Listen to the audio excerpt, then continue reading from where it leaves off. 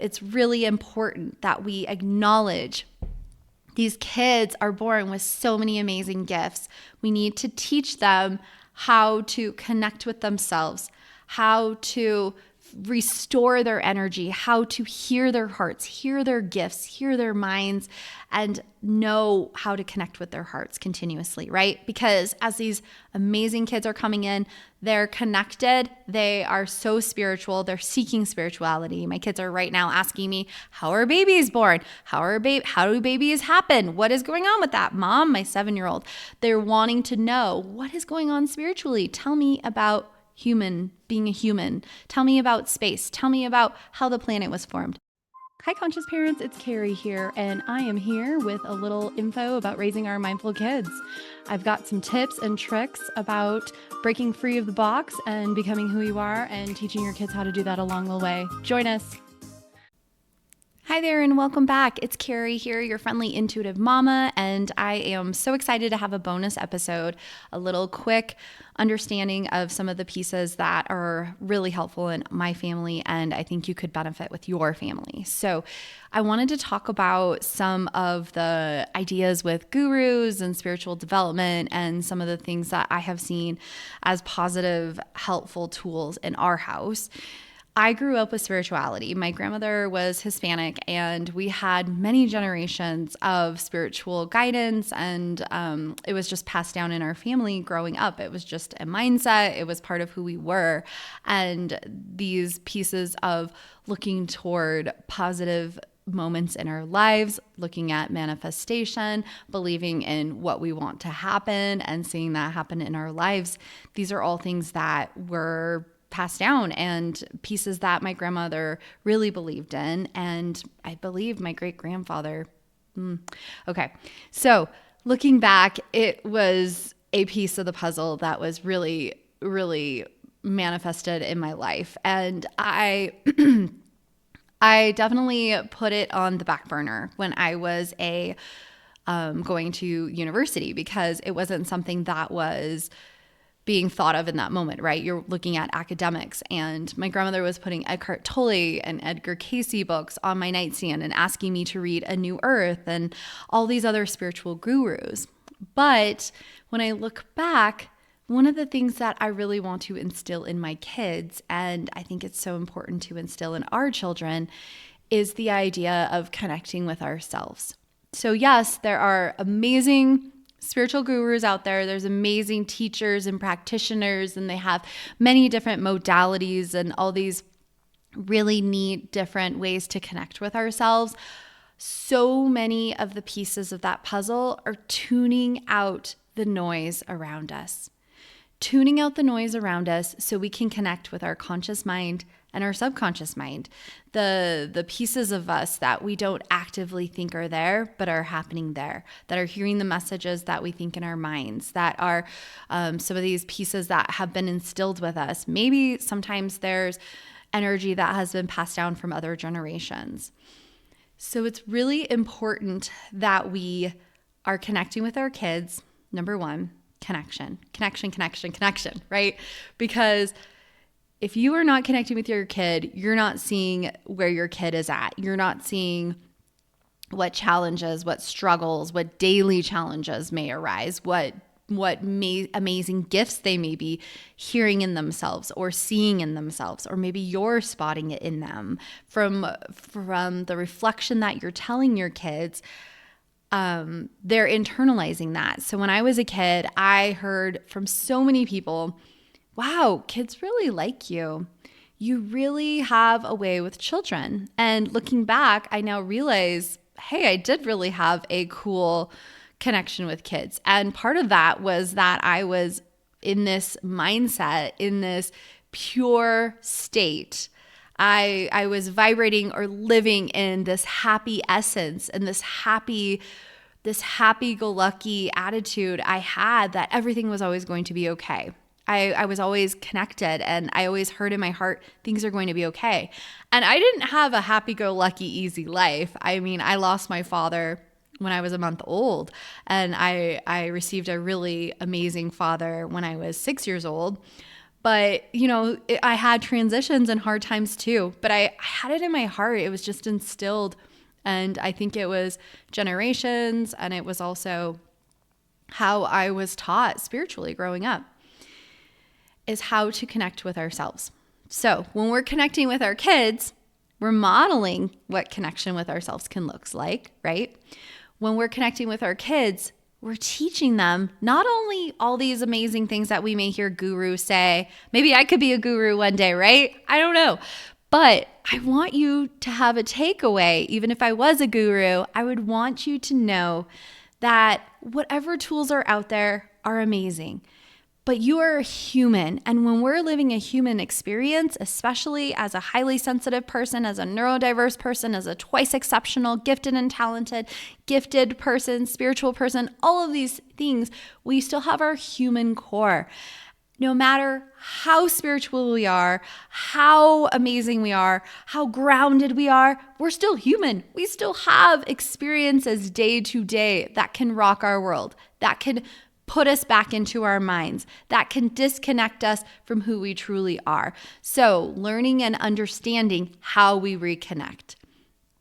Meditation is a huge tool that really helped me. Even when I did Reiki and learned Reiki, it still brought me into a deeper meditation. That was one of my biggest takeaways from Reiki, was the level of meditation that I could connect with in myself. So I could truly hear my gifts. So I could truly hear what I wanted in life. So I could truly tune out the noise. It was through meditation and grounding myself. So meditation is a huge one that I love to work with my kids. And I have an almost 10-year-old and an almost 7-year-old right now. So I definitely sometimes do 5 minutes of meditation. Sometimes, when we're going to bed right now, I started this with my daughter. I think I've mentioned it previously. You guys may have already heard this. We like to do a guided meditation at the end of the night. And I like to add in some energy work with it. We have been working lately where we picture a green ball of energy, and it's right at it's a sacral chakra, but describing that to a 7-year-old, I like to say there's a green ball of light spinning in front of us, and it's right in front of the tops of my legs. That's where your sacral chakra is. It's kind of how I describe it for a kid. It goes straight down into the earth, and it goes all the way deep, deep into the earth, into the core. And because my kiddo is 6, she's going through these changes. She's got teeth coming in. She's learning to read harder and harder text. She's learning to do harder and harder math, right? They're transitioning in their own ways, and that can cause a lot of emotions. So let me walk you through this guided meditation that we love to do lately. It's a little bit different than the previous one, so I love to try different things and keep it changing, right, for these little kiddos. So we have that green ball of energy. It's spinning at the tops of our legs. It goes straight down into the earth, where it connects deep, deep, deep into the core. And the earth, she's powerful. He or she, whatever you choose. She is powerful. So we send all of our big emotions, big feelings, fears, nerves, anything that sets us off from that day, from our lives, any you choose. It goes deep into that tube. It goes through that green tube, way down deep into the earth. And she can handle it because she's powerful and she's big. And then we can feel a green ball of energy comes up the tube, and it ends up right in front of our chest. And this green ball of energy, it waits there. It's a circle ball of energy in front of our chest. And then down, we feel this golden energy coming from the sun. This golden energy comes down. It's coming down around us, and it also really bubbles up in front of that ball, the green ball of energy. And the green or the golden energy are going to mix together. So we see the gold and the green ball of energy mixing together. And then it comes into our stomachs, our solar plex, but I use stomach with my kiddo. Our solar plex chakra, depending on the age, you can use different words, right? My 10-year-old, I can use the solar plex and start teaching him the chakras. So the green and gold energy, it comes into our solar plex and it fills our entire bodies, and we feel that love and kindness. And I think in my mind, what word am I feeling coming to me that my kid needs to hear right now? love and kindness. That's what my daughter needs to hear. So it fills her whole body with love and kindness. And then we see a big ball of energy come up from the earth, and it stops right in front of our chest again. We feel that golden energy coming down from the sun. It stops right in front of our chest with the green ball, and they mix together, gold and green mixing together and swirling together. And then it comes into our solar plex chakra or our stomachs, and it fills our body with, what is the word we hear? You choose. Love and happiness. It's filling our body with love and happiness. We're going to do that a third time. That green ball of energy coming up from the earth, the golden sun energy coming down from the sky, they're going to mix together right in front of our chest. We see that gold and green swirling ball of energy, and we pull it into our stomach, our chakra, our solar plex chakra again. We feel that love and patience filling our body right now. It fills our whole entire body. And then we say, thank you so much. Thank you for everything you've given me. We can add an affirmation in there. We can say, thank you for connecting to the universe, God, spirit, my higher source, whatever you believe in. Thank you for connecting me. Thank you for helping me to find who I truly am. Thank you for helping me to let go of today's energy and replenish my heart with what I need for tomorrow. And so it is. And then we tip our heads over to let out any of the extra energy that we don't need. And we're ready for the next day. So my key that I'm wanting to teach my kids right now is we don't need our gurus. Our gurus are awesome. It's awesome to have modalities. It's awesome to have the gurus. What we need in our lives that can keep us going day to day is that connection with ourselves, and teaching our kids how we can release the energy of the day, how we can restow or renew energy for our next day so we can take on our next day, especially as our empath, highly sensitive, neurodiverse, twice exceptional. Oh my gosh, there's so many labels, but it's really important that we acknowledge these kids are born with so many amazing gifts.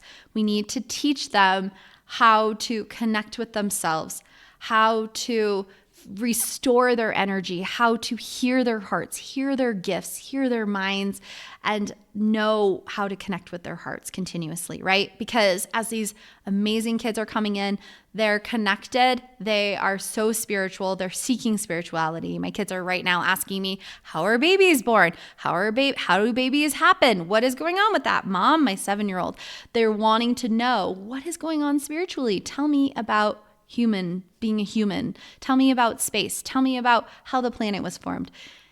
If I am not receptive to help them grow, if I am putting them down for their amazing brilliance and some of the challenges that come with the intensity, they're going to be putting layers of protection around themselves. Do you think they're going to be able to tune in and be a conscious adult if they have those layers of protection?